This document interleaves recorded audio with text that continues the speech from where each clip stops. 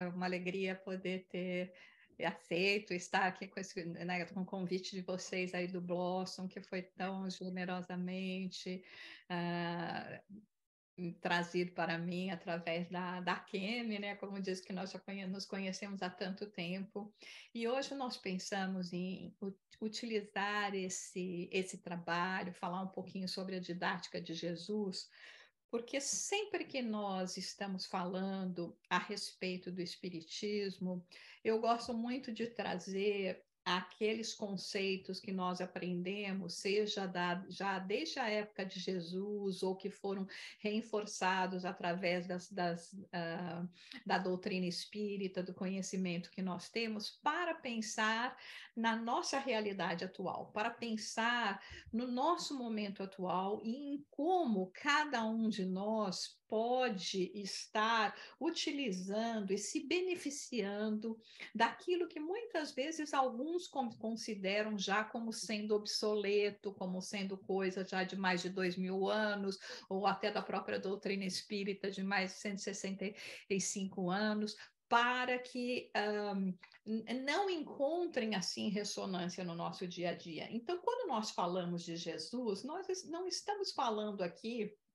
a respeito de alguém que deve ser objeto de culto, mas sim nós falamos de Jesus como um modelo de comportamento. Então, como é que Jesus se comportou? Como é que no momento em que ele vai fazer essa intermediação entre o Pai e nós, né? Porque ele sempre enfatizava que ele estava aqui a serviço do Pai, né? Que não era nada dele, que era tudo a serviço do Pai. Então, imaginemos nós, na nossa condição, quando vamos ser os multiplicadores nos nossos pequenos núcleos, ou mesmo dentro do seio da nossa própria família.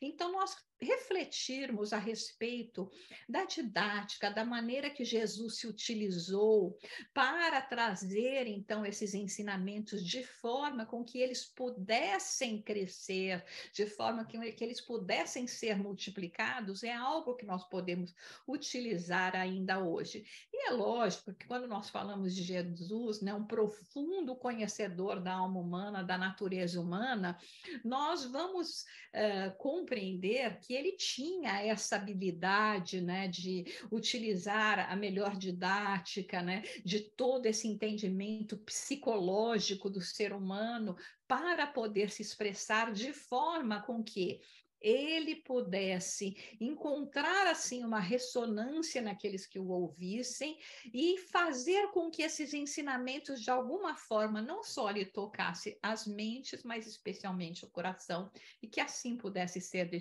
disseminado. Nós vemos, por exemplo, quando Jesus faz o Sermão da Montanha, a primeira palavra que ele fala, que é o bem-aventurados, na sua expressão no original, tanto no hebraico quanto no aramaico, essa expressão a gente fala nesse idioma como sendo ashrei. Então, bem-aventurados, ashrei. E essa é a primeira palavra que nós encontramos no Salmo número 1 de Davi. Então, Davi, que naquela época, então, era extremamente, né, estudado e seguido por todos os hebreus, Jesus utiliza dessa palavra e assim já faz com que as pessoas que ouçam encontrem uma familiaridade, dizendo, mas ele fala da forma com que o rei Davi falava, ele traz uma mensagem dentro desse mesmo contexto. E aí, nessa própria utilização do linguajar, ele já passava uma segurança para as pessoas. Ao mesmo tempo, nós sabemos que ele se utilizava de parábolas, as parábolas que se referiam à vida diária, com coisas, com fatos que eram corriqueiros na vida diária das pessoas. Então, elas tinham a habilidade de compreender, sem dúvida alguma, não o sentido profundo que nós ainda estamos tentando compreender, né? As várias camadas que essas parábolas nos nos trazem. Ainda recentemente, nós estávamos fazendo um estudo um pouco mais aprofundado a respeito da parábola do filho pródigo, que Joana de Ângeles traz no livro Em Busca da Verdade, né, através da mediunidade de Divaldo Franco, e é assim extremamente rica quando nós vamos para esse aspecto psicológico também. Mas na época com que ele falava e na forma com que ele ia contando esses fatos da vida diária, as pessoas podiam apreender mais esses ensinamentos. Uma outra metodologia que ele usou nessa didática é a questão do raciocínio. Então, ele levava o interlocutor a raciocinar, não simplesmente dar as respostas. Ele utilizava a metodologia da maiêutica de Sócrates. A maiêutica de Sócrates, Sócrates, inclusive, deu esse nome de maiêutica, porque essa palavra se referia à profissão da sua mãe, que era parteira. Então, na realidade, é como se ele estivesse fazendo um parto, ele vai retirando. A própria pessoa é que vai expelir o seu raciocínio.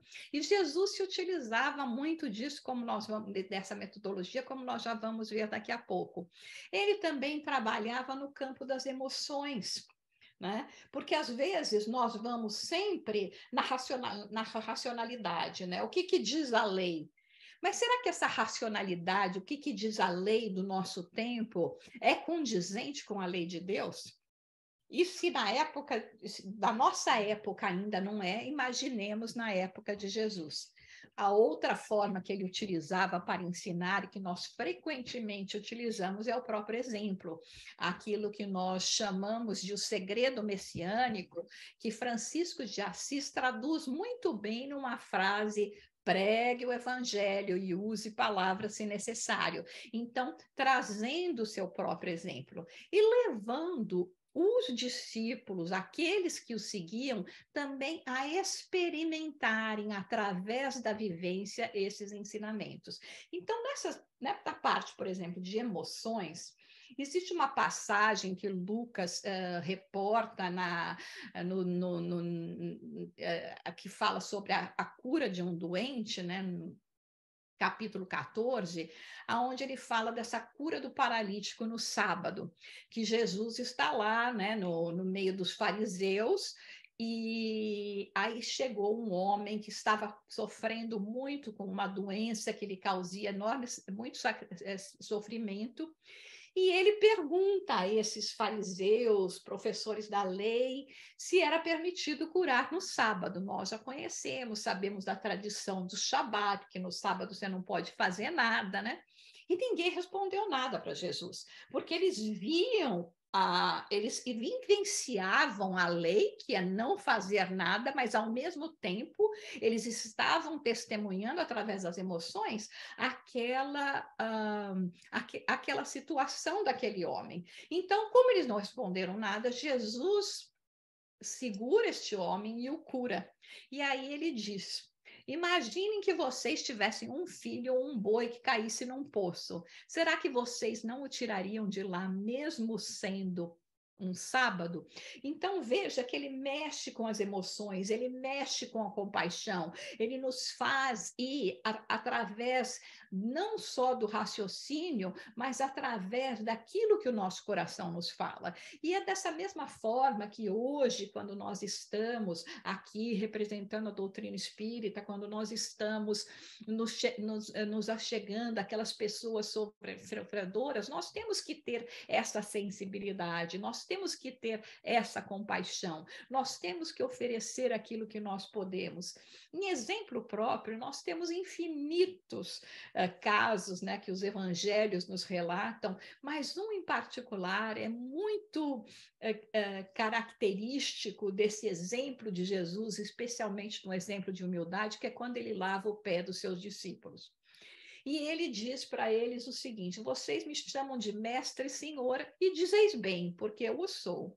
Agora, se eu sou mestre, e eu vos lavei os pés, vós também deveis lavar os pés uns dos outros, porque nenhum discípulo é maior que o mestre, nem o enviado é maior do que aquele que o enviou. Então, ele vinha através da vida diária, não simplesmente pregando, não simplesmente reverberando os ensinamentos da lei de Deus, mas ele vinha trazendo na sua própria vivência, e isso era observado por todos que os rodeavam. Quando nós vamos falar, então, sobre a didática, como nós falamos na maiêutica de Sócrates, né, esse processo, né, de retirar, né, eu me lembro até de uma história muito interessante que Divaldo nos conta em algumas de suas palestras, que tinha um conhecido dele que muitas vezes, toda vez que ele ia naquele lugar, ele chegava e perguntava para o Divaldo: Divaldo, me prove que existe vida após a morte, né? E Divaldo diz que falava, dava assim aquela verdadeira aula particular para ele, mas o homem saía de lá sempre não convencido. E toda vez que ele visitava aquele lugar, 2, 3 vezes seguida, essa mesma pessoa chegou: mas me prova que existe vida após a morte. Aí um dia diz que Divaldo resolveu usar essa metodologia. E ele diz para o homem o seguinte: vamos fazer hoje uma coisa diferente? Você me prova que não tem. Né? Então, é essa metodologia, né, por exemplo, de quando aquele homem, né, aquele doutor da lei, chega para Jesus e pergunta o que ele tem que fazer para herdar a vida eterna. Jesus não responde. Jesus só pergunta para ele: o que está escrito na lei? Como é que você a lê? Como é que você a interpreta? E aí ele responde: amar a Deus, todo o coração, toda a sua alma. Aí Jesus fala: bom, então faz isso e viverá. Aí ele pergunta quem é meu próximo, que é uma pergunta extremamente válida, não era uma pergunta capciosa naquela época, porque do jeito que os hebreus entendiam o próximo, naquela época que vinha do Levítico 19, onde foi lá, né, está lá colocado na Torá, a palavra próximo realmente se referia àquele que estava ao seu lado. Não no entendimento que nós temos hoje de próximo sermos todos nós. E aí que então Jesus propõe, né, coloca a parábola, né, e conta a parábola do bom samaritano, mas ele também não dá uma resposta. Aí ele fala: qual desses 3 foi o próximo? E o doutor da lei teve que dizer que foi aquele que, inclusive, para eles era um maldito, que era o samaritano, que não era aceito.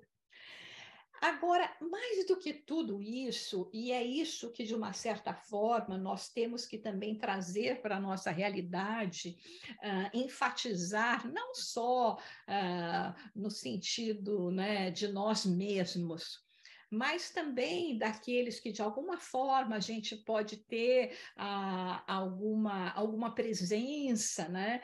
Se estamos dirigindo trabalho, se estamos conduzindo alguns estudos, para que eles possam vivenciar, né, experimentar o que é essa vivência da época de Jesus. E para isso, nós vamos nos servir de um texto que está no livro Luz Acima, de Humberto de Campos, através da mediunidade de Chico Xavier, que ele fala a respeito dessa subida cristã, que é o nosso propósito. O nosso propósito, que vem sendo através dos tempos, apesar de que nós temos nos demorado muito nesse processo, muito mais do que talvez necessitássemos, né? Tantas vezes adiando os compromissos, tantas vezes negligenciando as oportunidades. Então, nos conta Humberto de Campos, e é sempre bom lembrar, porque já me fizeram essa pergunta: como é que Humberto de Campos sabia disso? Como é que eu sei se essa história é verdade ou não? Nós vamos nos lembrar que Humberto de Campos, trabalhando junto a Chico Xavier, que veio com essa nobre missão de trazer hoje mais já quase 500 obras para elucidar ainda mais os ensinamentos de Jesus, que foram trabalhados na codificação por Kardec e nas outras obras que Kardec também realizou, que são mais de 30. E com o auxílio do mentor espiritual de Chico, Emmanuel, ele tinha acesso aos arquivos, aos registros históricos para poder relatar esses fatos para nós. Então, nos conta Humberto de Campos que um dia Filipe, né, que era um dos seus discípulos, né, dos discípulos de Jesus, né, e é tão interessante como ele começa, porque ele fala assim, né, de Filipe, o velho pescador fiel ao profeta Nazareno. Então, o velho pescador, quando eu li lá, né, o velho pescador, me deu uma certa curiosidade, porque eu falei, puxa vida, quantos anos será que Felipe tem?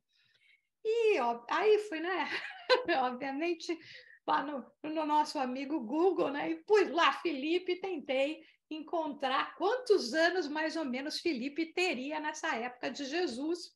Obviamente, não se tem uma data, né, específica, mas tem uma data aproximada.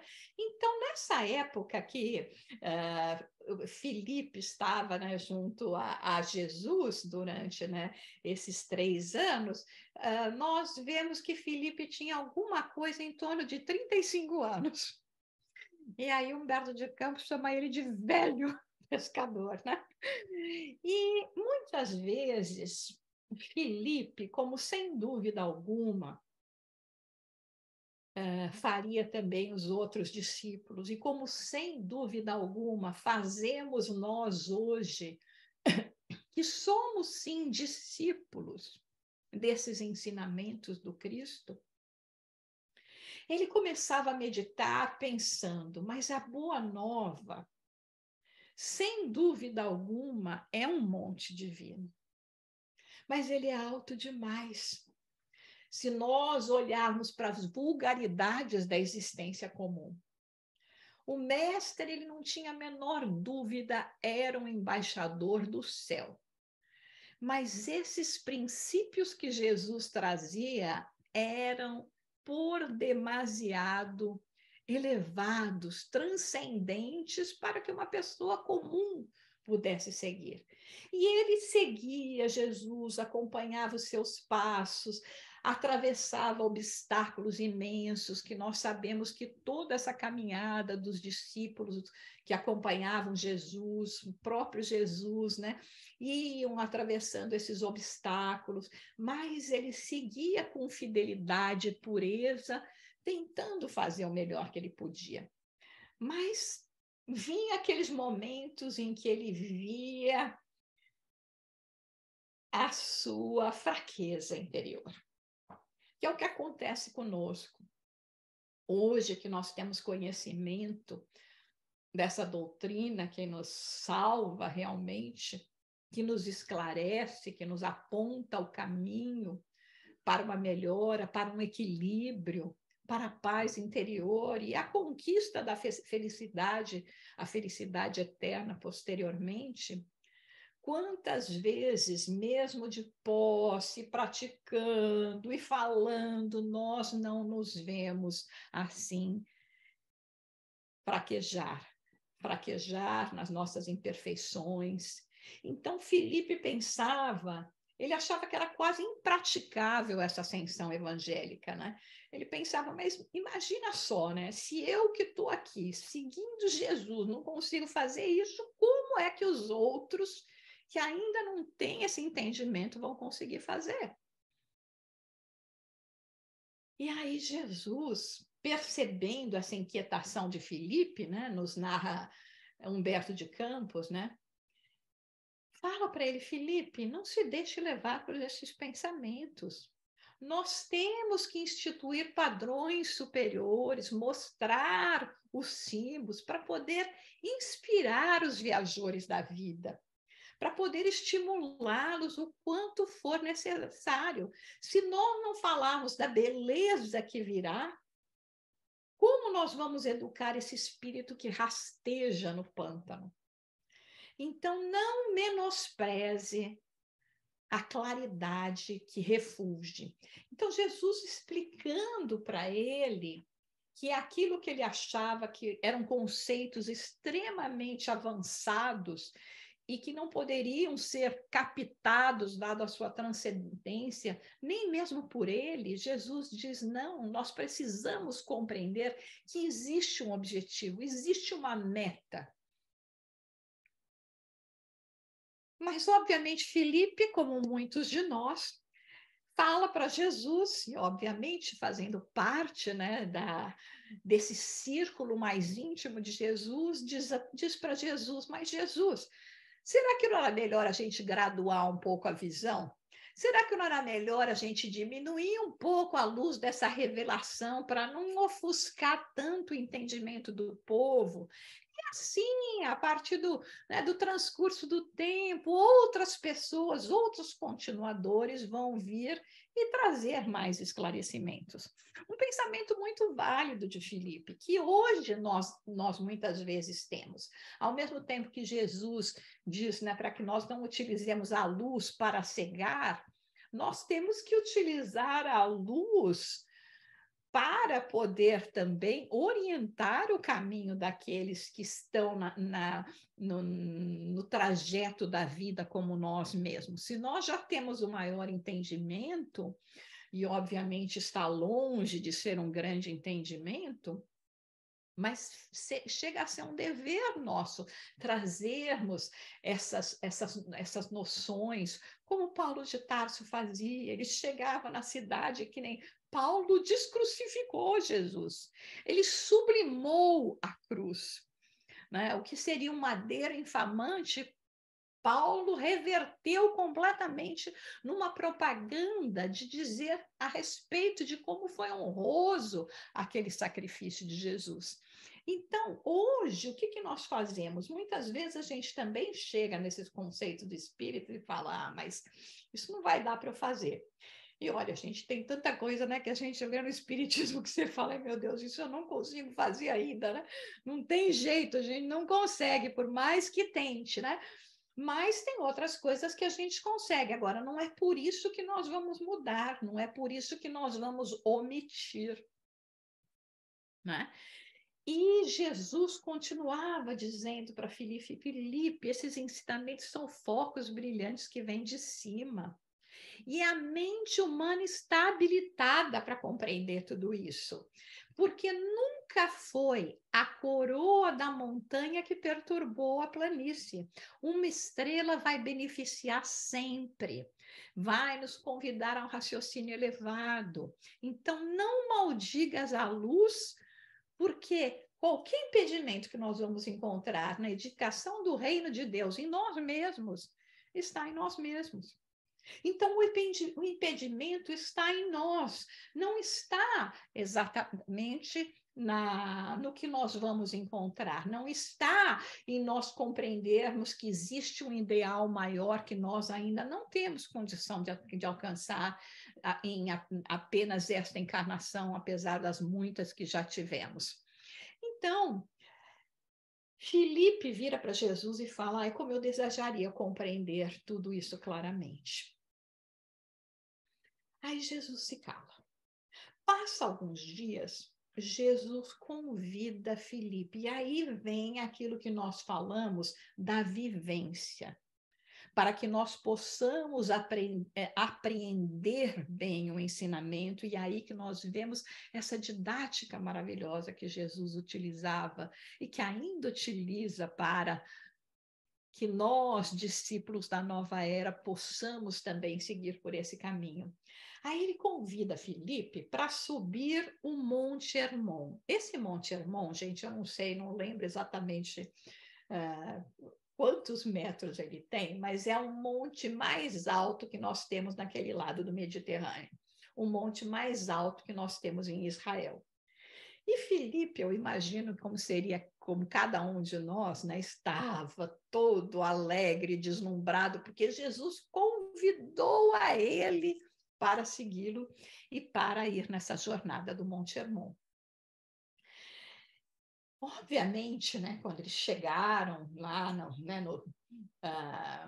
na base do Monte Hermon, Filipe começou, né, desfrutando da companhia de Jesus, olhando, né, toda aquela cordilheira, todo aquele lençol verdejante, florido. Ele estava assim extasiado com aquela visão que ele tinha ao seu redor. Mas Jesus o convida a subir. Essa subida, né, que é a nossa subida e que nós vamos ver como ela se alinha dentro do nosso propósito de vida. E quando eles começam essa marcha, à medida que eles vão subindo, a paisagem vai mudando. Aquilo que antes era um tapete verdejante, agora era uma terra ressequida, nua, onde existiam pequenos seixos pontiagudos que estavam assim repletos no caminho. Então Filipe, a cada trecho, ele pedia a Jesus para fazer uma pausa, estava todo ensuarento, inquieto, sentava-se para poder ficar tirando aquelas pedras minúsculas que estavam assim penetrando a sua sandália. Ele gastava tempo, paciência para poder ver onde é que elas estavam, no meio dos dedos que já estavam feridos, e repetiram isso dezenas de vezes. Dezenas de vezes ele parava, né? E pedia a Jesus, então, e te fazia aquele mesmo trabalho de sentar, remover as sandálias, limpar as sandálias, né, tirar essas pedras dos meios dos dedos, o pé já sangrando. Quando finalmente, já mais banhados pelo sol, eles chegam ao topo do Monte Hermon, e aí a visão da natureza era algo deslumbrante, realmente, né? Foi então que Jesus espera que Filipe faça toda essa observação, que ele olhe, analise essa conquista, que como nós vimos, mas reportamos de uma maneira muito, muito rápida, né? Toda essa operação de para, senta, retira as pedras, o pé inchado, suarento, sangrando. Aí Jesus, depois de uma pausa, fala para Filipe: Filipe, veja, não foi a claridade do alto que nos dificultou a marcha. O sol estava lá o tempo todo. A claridade, o objetivo de chegar ao topo era aquele mesmo. Mas sim a pedrinha modesta do chão. O dia radioso nunca fez mal, mas as questões pequeninas no mundo interrompem a viagem dos seres humanos para Deus. Quase sempre, a fim de que nós possamos prosseguir em direção desse nosso dever elevado, nós precisamos da cooperação dos outros. Nós vemos, como disse Jesus, que a dificuldade em subir não está na luz, no conhecimento, no ideal que ainda não conseguimos atingir, mas nos problemas insignificantes da senda. Então, isso é um alerta muito, muito grande para nós, porque nós começamos com muito entusiasmo, né? Nos deslumbramos com a palavra de Jesus, nos deslumbramos com as mensagens dos imortais, vemos a lógica, né? A racionalidade que existe por trás de todos esses ensinamentos, mas muitas vezes nós a colocamos de lado dizendo, mas ainda não é para mim, eu ainda não consigo. Ou ao vermos a nossa falha em determinado setor, nós nos detemos, porque dizemos, mas eu ainda não consigo fazer, o que adianta se eu não faço isso ainda? Tem coisas que a gente não consegue fazer e tem outras que a gente consegue fazer. Às vezes eu falo, né, que o orador espírita, o dirigente de estudos tem que ser muito cara de pau, né? Porque ele tem que chegar aqui e falar de coisa que ele não consegue fazer ainda, né? Mas a gente fala, porque aí escuta mais, e aí aprende mais, e aí encontra mais motivação para conduzir esse trabalho. Então, ele fala, Jesus chama a atenção para justamente essas coisas que às vezes nós não damos tanta importância, porque elas parecem pequenas, mas que são elas que se transformam nesse grande obstáculo que nós temos.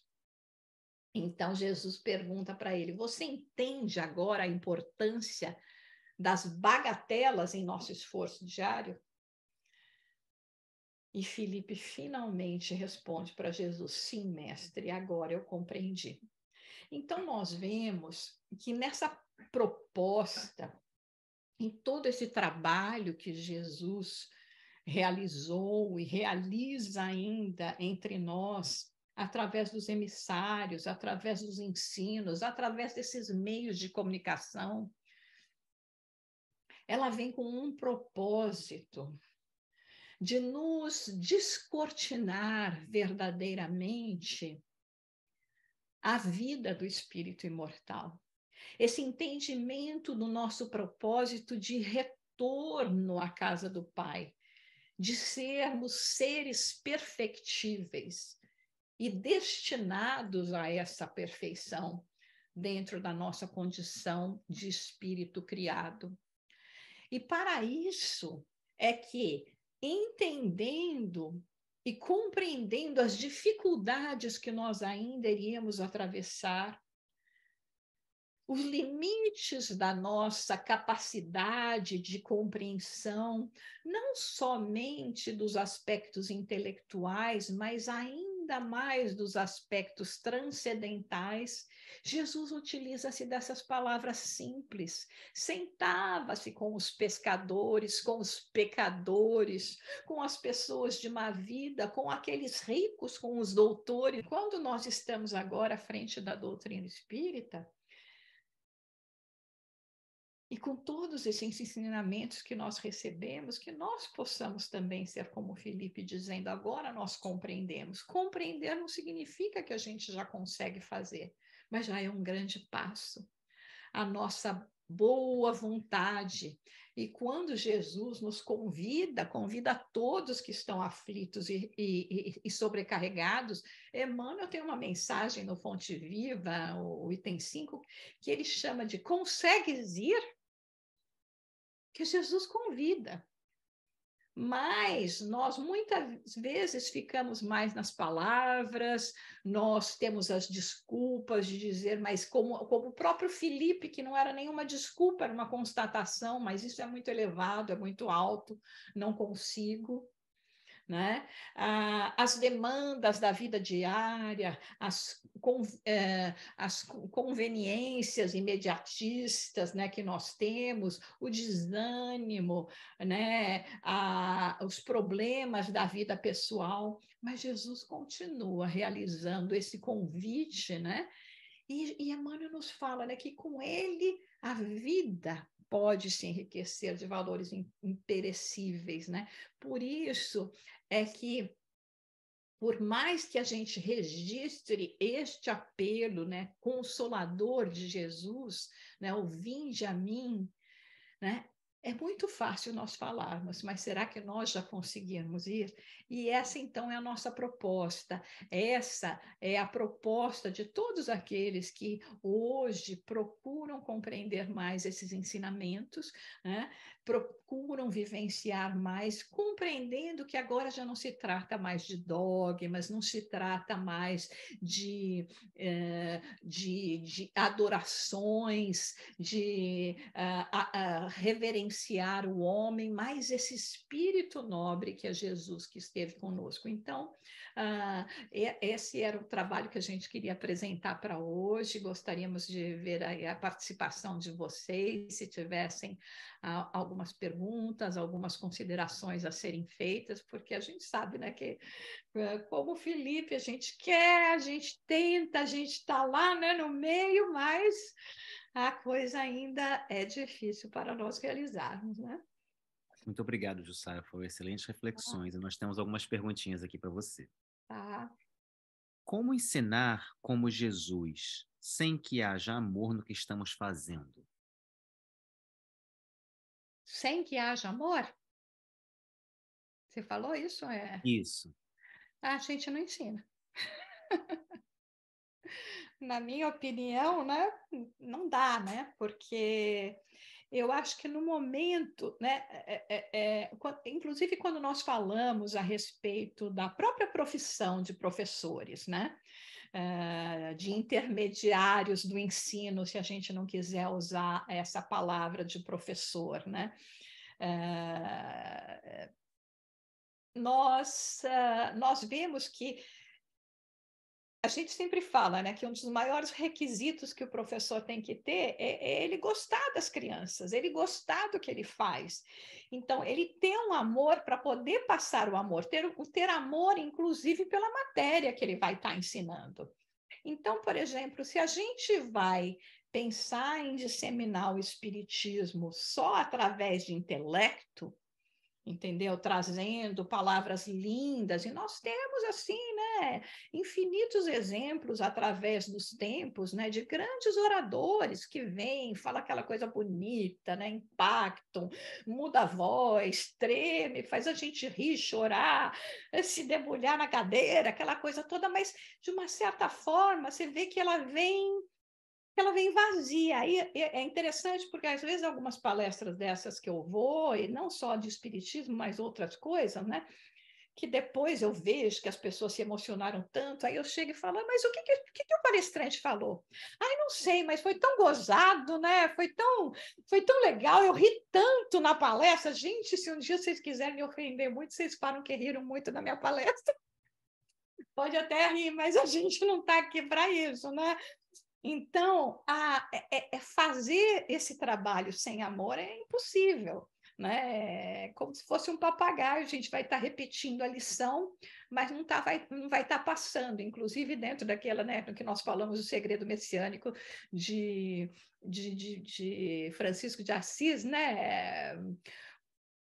Pregue o evangelho e use palavras se necessário. Se não vier uma vibração, né? Se não vem aquilo que quando você vê e fala, essa pessoa fala realmente com paixão, né? Com respeito, né? E realmente quando fala comigo também me envolve, escuta, me escuta. Então eu acho que não é possível nós fazermos isso. Nós podemos até atrair um determinado número de pessoas, mas elas não estarão, não continuarão lá, não seguirão, porque não vão ser impactadas nos seus corações. E tem uma outra mensagem que eu amo, essa mensagem, que é também do Espírito Humberto de Campos, no livro Boa Nova, a, o capítulo que ele fala sobre a família Zebedeu, que quando Zebedeu vai lá, né, a pedido de Salomé, falar com Jesus para tirar um pouco de satisfação, o que Jesus quer fazer com os filhos dela, e Jesus começa a conversar com Zebedeu, e Zebedeu percebe realmente a grandeza de Jesus, né? Ele fica todo entusiasmado, aí ele fala, não, pode deixar, meus filhos são seus e nós vamos chamar mais outros para segui-lo. E Jesus para, né? Eu fico até imaginando que Jesus fez assim, sabe? Obviamente não fez, né? Mas é o jeito que nós faríamos hoje. E diz para Zebedeu, Zebedeu, não, a nossa causa não é a do número, é a do bem e da verdade. Por enquanto, o número pertence aos movimentos de iniquidade que precisam de muita gente para fazer barulho. Então, veja, quando nós vamos falar de transmitir bem e verdade, se não vier aqui do coração, não é, na minha opinião, não é possível a gente fazer.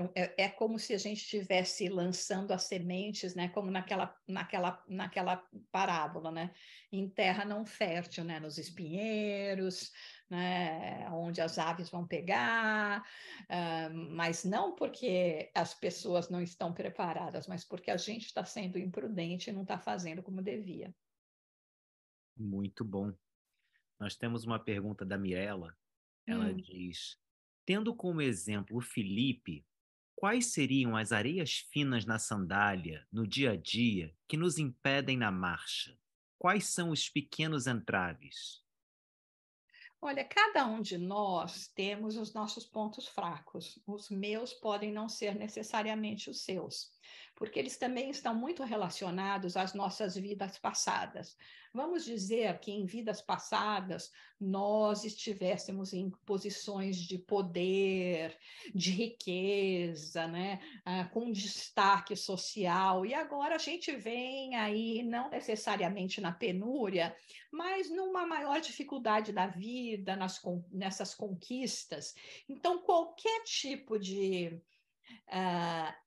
implicação que nos coloque numa situação que fira o nosso orgulho, nós já vamos nos sentir ofendidos e isso já pode se transformar numa resposta que eu quero dizer individual, aonde isso me machuca e se transforma em um impedimento, desperte em mim sentimentos que não são nobres. Então, não é simplesmente o ataque direto das pessoas, né?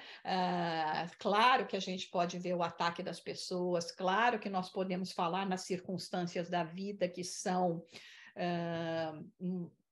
a gente sabe que na maioria das vezes, mesmo se não em todas as vezes, adequada ao nosso programa reencarnatório, né? Mas eu acho que é tudo isso que pode despertar em nós esses sentimentos menos nobres, essas imperfeições que nós trazemos, e que nos fere em espírito e nos impede de continuar ou ter motivação para seguirmos na nossa jornada. Então, quando vem o desalento, quando vem o desânimo, que nem a gente vive essas situações políticas, o que adianta, né? Aí a gente começa a falar, o mundo está perdido, os governos estão perdidos. Então, a gente se deixa envolver, né? Acaba que essa pedrinha vira maior, porque tudo perece, né? Como já se fala, né? Os grandes monumentos da história, né? As 7 maravilhas do mundo antigo, o que sobrou? Quase nada, né? Ou já muita coisa, o que tem já deteriorando, que eles precisam fazer reconstruções, recapeamento. Há muitos anos eu tive a oportunidade de ir ao Egito e ver a Esfinge.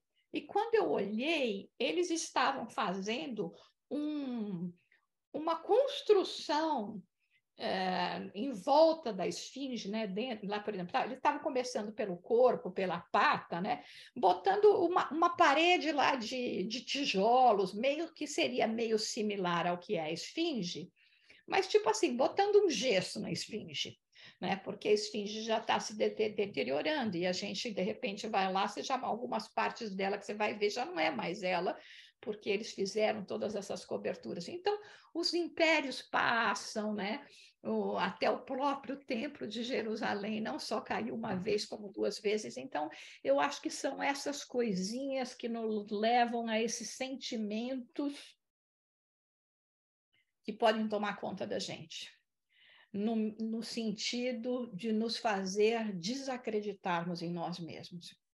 É por isso que eu falei, a gente tem que ser cara de pau, falar, não tem problema, eu caí, mas vou levantar de novo. Eu fiz feio, mas eu reconheço que eu fiz feio e agora eu vou dar um jeito de fazer melhor. Eu vou procurar fazer diferente, entendeu? Faz parte do meu processo de evolução. Então, para mim, uma das coisas que nós poderíamos citar, eu acho que seriam essas coisas, né? Todo esse impacto que as circunstâncias, né? Podem nos levar a exacerbar as nossas inferioridades. Tá ótimo. Mais uma pergunta. Em uma época e em uma região em que vigorava a lei de Talião, olho por olho, dente por dente, que didática Jesus utilizava para enfrentar esta lei? Olha, nós temos aquele exemplo maravilhoso, né? Da mulher que foi pega em adultério. A lei era explícita no sentido de que ela feriu alguém, né? Ela feriu um lar. né? Seja o próprio, seja o do outro com quem ela cometeu o adultério, né? Emmanuel tem uma mensagem muito interessante que ele fala, mas cadê o homem, né? Porque ninguém comete adultério sozinho, né? Mas, enfim, a lei era essa, né? E aí Jesus nos propõe essa reflexão, ele, dentro daquilo que nós colocamos hoje, né? Não só ele mexeu com a nossa consciência, mas com a nossa emoção, né? A emoção até de a gente se sentir envergonhado. Porque como é que eu estou aqui condenando essa pessoa, vou apedrejá-la, se eu também não estou sem pecado, né? Então, você sabe que Rafa, realmente esse domingo eu resolvi assistir de novo o filme Kardec, sabe? E até aconselho todo mundo a reassistir, se vocês não assistiram ainda. Eu já assisti ele em português, inglês e francês. Cada vez eu vou mudando de idioma para poder variar um pouco o texto. Gente, como é difícil. Se você assistir esse último filme que foi feito também sobre Paulo de Tarso, acho que faz uns 4 anos, do tempo que ele foi para a prisão mamertina, você fala, meu Deus do céu, como era difícil a gente ser cristão, você ter coragem de chegar e se declarar, né? Então, quando a gente pensa nesse contexto todo, nessa época toda, os desafios eram imensos, imensos, gigantescos. A gente não consegue imaginar como é que essa turma deu conta, né? Eu espero que, sei lá, daqui 300 anos a gente olhe para trás e alguém vai falar isso é a mesma coisa da gente, né? Como é que essa turma conseguiu fazer isso no meio de guerra, de pandemia, de maledicência, de divisões, de informações e etc, né? Mas é o nosso caminho, né? Como é que essa galera conseguia fazer isso tudo via Zoom, né? Talvez a gente pense assim no futuro. A gente tem uma pergunta da Cidinha. Como vencer essas situações onde as pessoas estão tão tristes sem querer escutar que esta fase passará de transição, que não querem entender a mensagem do nosso amado mestre? Olha, eu acho que acima de tudo,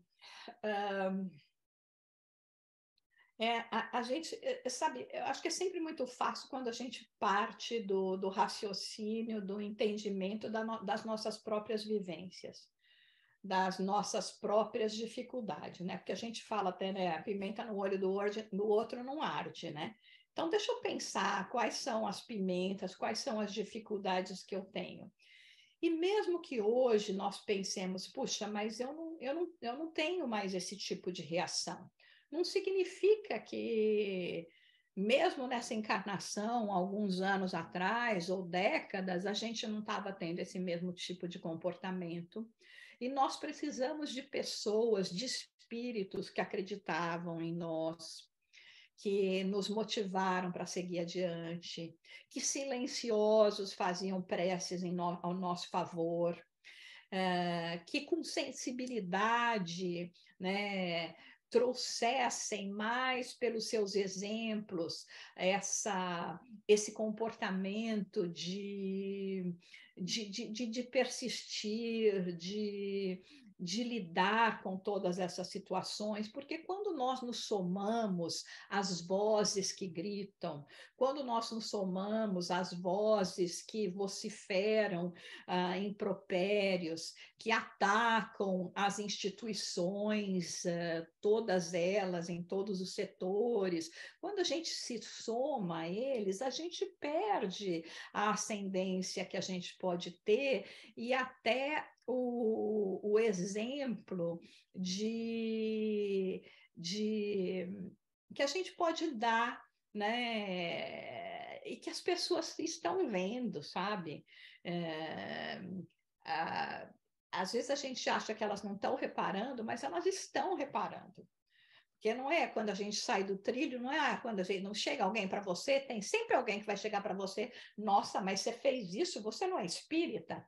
Aí você fala, puxa, eu não sabia nem que essa pessoa sabia que eu era espírita, ou toda vez que eu queria falar de espiritismo, a pessoa virava, eu mudava a conversa. Mas quando você sai, ela vem e fala isso. Por quê? Porque, de alguma forma, ela está observando a gente, ela está mirando esse trabalho interior que nós estamos fazendo como uma meta para si mesma, ainda que inatingível. Então, eu acho que nesses casos nós temos que ter compreensão. Não adianta a gente chegar para a pessoa, não, mas isso não é motivo para você ficar tão triste assim. Como é que a gente sabe da habilidade da pessoa, né? Uma coisa que eu falo quando a gente vai fazer, por exemplo, os atendimentos fraternos, né? Nunca subestimar o problema da pessoa. Tem pessoas que a gente vai receber que está com câncer terminal, fase 4, e que chegam lá com uma disposição melhor do que o outro que chegou lá com uma dor de cabeça e que está vociferando contra o mundo. Só que aquela que está com o câncer terminal, fase 4, ela tem uma outra já estrutura espiritual psicológica.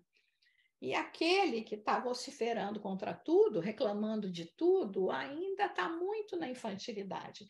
Então, eu acho que é ter paciência, nós acreditarmos na lei do progresso e bem dizer a Deus que a gente já não está mais nessa fase, né? Esperamos, né?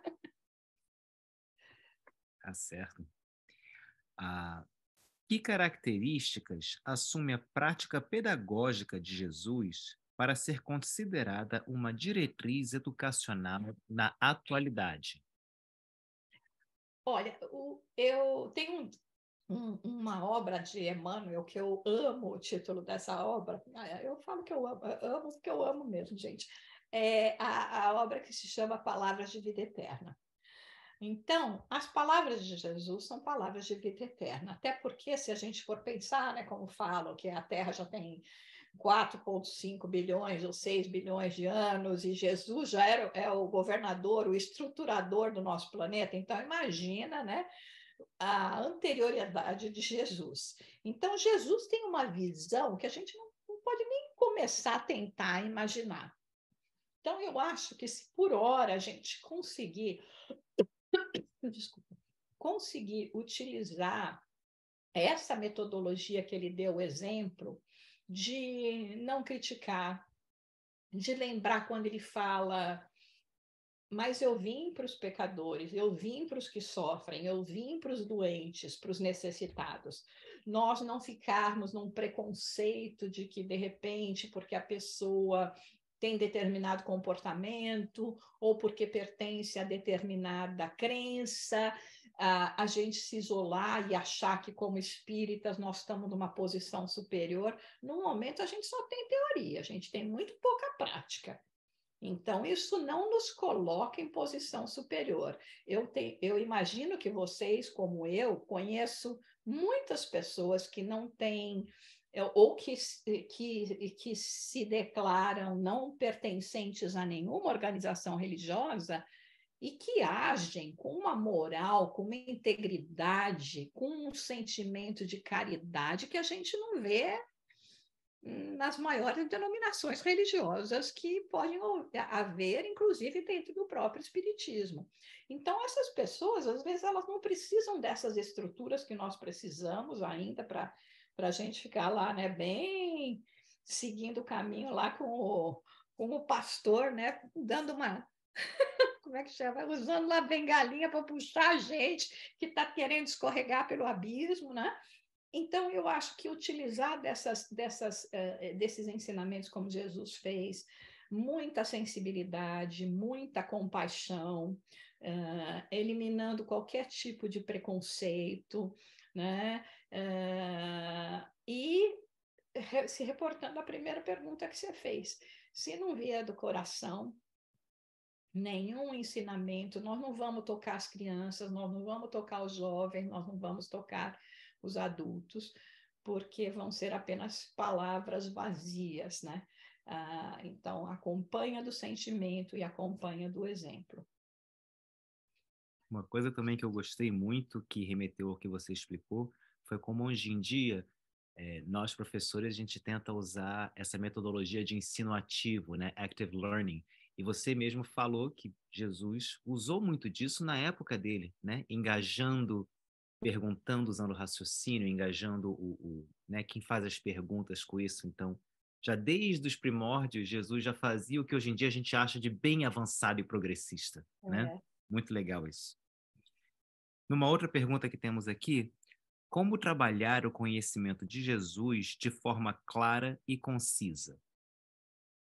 Tem uma frase que é um acontecimento que ocorreu com Chico Xavier, eu não vou saber citar, né, dessas que a gente encontra aí, mas que diz o seguinte, que teve um dia que Emmanuel chegou para Chico e falou que ele tinha vindo de uma reunião de estudo do Evangelho. E Chico achou muito esquisito aquilo, né? Até porque quando a gente lembra, né, o Emmanuel já em, em épocas bem passadas, ele foi até o criador do miudinho, né, daquele estudo aprofundado do Evangelho, conhecimento dele. Eu aqui na minha liberdade de expressão, fico até imaginando que Chico até pensou, como assim, né? Se meu mentor não sabe tudo já de Jesus, fala tanto de Jesus, vem aqui nos versículos, né? Aí ele pergunta para Emmanuel, mas como assim, né? Como é que tudo isso? Aí o Emmanuel fala, Chico, vai levar ainda 20 bilhões de anos para nós compreendermos o Evangelho. E eu costumo dizer que se eu pudesse encontrar com o Emmanuel, uma coisa que eu ia perguntar para ele era por que você falou 20 bilhões de anos se nem o Big Bang ocorreu nesse tempo, né? Foi menos tempo, porque Emmanuel não dá ponto sem nó, né? No Emmanuel, toda palavra que ele fala é bem colocada. Mas aí ele chega para Chico e fala, mas não se preocupa, porque em 1 milhão de anos nós já vamos ter um pouquinho mais de entendimento a respeito da obra de Jesus. Então, 1 milhão de anos, gente. Imagina só, o que nós entendemos, né? Como eu estava citando agora no começo, né? A respeito dessa obra de Joana de Ângeles, Em Busca da Verdade, acho que é capítulo 2, 2 ou 3, que ela analisa a parábola do filho pródigo. Gente, é extraordinário a visão, né, o que ela traz mais, né, dentro do sentido de psicologia que Jesus estava trazendo, dentro de todas aquelas frases que parecem uma historinha simples, né? O filho chega lá, pede dinheiro, o pai resolve dar, e ele vai, sai para a vida, gasta tudo, passa todas as necessidades, aí fala, bom, agora eu vou ter que abaixar a cabeça e voltar, porque senão não vai dar, né? Aquela historinha simples que nós conhecemos. Então, eu acho que, de qualquer forma, é tão lindo, sabe, Rafa? Porque quando a gente chega, né, numa etapa, é que nem videogame, né? Tem um nível acima. Você conquista aquele nível, né? Cheguei no nível 5, no nível 10, mas tem o 11, tem o 12, tem o 13. E na obra de Jesus, né, nas palavras, né, da lei, natural, né, com certeza é que nem isso. Aí vão vir novos desafios, cada vez a gente mais amadurecido, cada vez mais com a conquista daqueles aprendizados, podendo, né, e alcançando um maior entendimento, né? Mas eu acho que no momento a gente tem que ser humilde, né? E ficar contente com o que a gente já consegue, aberto para poder, né, recepcionar novos entendimentos, sempre passando pelo crivo da razão, né? Como dizia Kardec, sempre com muita cautela, com bom senso, e assim a gente vai, né? O jogo não termina. Tá ótimo. É, em questão do tempo, a gente vai ler agora o comentário que a Jupira pôs no chat. Ela agradece por você trazer essas reflexões sobre Jesus, o amor que ele deixou e ainda vemos e ouvimos falar em sua vivência, nos dá a certeza que não importa as dores do mundo, se passarmos por essas dores, é necessário para despertarmos o amor divino e por nosso próximo. Uhum. Então, muito obrigado por todas essas reflexões, por todas essas belíssimas discussões, né, com as perguntas que tivemos aqui também. Se a gente pudesse pedir pelas suas considerações finais e se você também pudesse encerrar com uma prece, por favor. Claro. Agradecer a vocês também, né? E a oportunidade de trabalho que sempre alegra muito o nosso coração, né? Ah, compartilhar assim as nossas reflexões, os nossos entendimentos, as perguntas que foram muito interessantes. Espero que eu tenha respondido o que vocês, né, estavam querendo alcançar com essas perguntas. E uma coisa que eu sempre falo para mim e falo também nos nossos estudos, no nosso grupo, né? A gente tem que persistir, e persistir com alegria, com um sorriso no lábio, entendeu? Não é fácil, sabe? Tem aqueles dias que você vai olhar no espelho e vai ver seu espírito feio, mas você tem que falar, ele está feio hoje, é um bad hair day, né? É um bad spirit day, no próximo dia ele fica melhor, ele fica mais iluminadinho, porque eu acho, na minha opinião, um dos maiores instrumentos das trevas hoje em dia é justamente trazer esse desalento para a gente. O desalento na forma da própria falha pessoal que nós todos temos. Se você cair uma vez só por dia, parabéns, né? Porque às vezes a gente cai muito mais, né? E essas coisas todas que, né, acontecem ao nosso redor, que a gente não pode ficar, né, ignorar e não ter sensibilidade, mas entender que tudo isso faz parte de um processo passageiro, né? Divaldo uma vez me falou uma frase que eu achei importante para a gente pensar, né? Que ele diz que é muito importante a gente basear a nossa vida nesse ditado turco, que é o seguinte: enquanto os cães ladram, a caravana passa. Tem muito cão ladrando em volta da gente, né? Nas várias circunstâncias, mas a gente tem que seguir e continuar nesse caminho que nós escolhemos. E assim, então, com esse pensamento, nós agradecemos muito ao plano espiritual, aos amigos espirituais que estiveram conosco hoje, que estão aqui trabalhando com todos nós, para que esta mensagem, a mensagem de Jesus, as vivências que Jesus passou e nos faz refletir até hoje, os ensinos, não só através das palavras, mas especialmente através de suas ações, através das diversas metodologias para alcançar a nossa alma, nosso espírito ainda tão infantil, que nós também possamos, como mestre, amando os nossos semelhantes, estender a eles um olhar além daquilo que hoje eles representam, mas vermos como mestre o potencial de luz, centelha divina que habita em cada um de nós e que apenas espera para que nós possamos dar a oportunidade para que essa luz cada vez mais brilhe em nós e irradie por todo o mundo, para toda a humanidade, que tenhamos paz, que possamos ter uma noite aonde sejamos assim participantes dos trabalhos do alto, convidados para maior esclarecimento, para trabalhos, serviços naquilo que a nossa capacidade permitir, para que os nossos lares estejam em paz, recebendo a limpeza fluídica necessária do lar, de todo esse ambiente, mas também a nossa limpeza fluídica dos nossos familiares e a nossa alegria em servir a Jesus, em estarmos como servidores da seara de nosso Pai. Que assim seja.